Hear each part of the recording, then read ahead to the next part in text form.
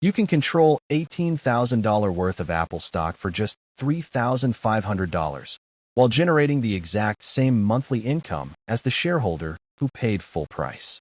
This is the poor man's covered call. Instead of buying 100 shares, you buy one deep in the money leaps option. It mimics stock price movement almost perfectly, but frees up 80% of your capital for other trades.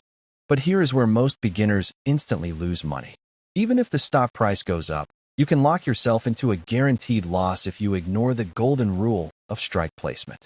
To ensure profit during a rally, the width between your strikes must exceed the price you paid. If your debit cost is higher than the spread width, a stock surge will wipe out your gains. We'll cover the exact expiration dates in a second, but first, look at the delta.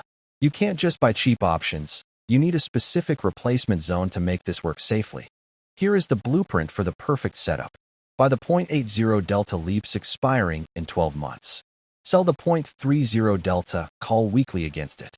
This creates a diagonal spread that maximizes income while protecting you from a market crash. Stop renting your capital. Start leveraging it wisely.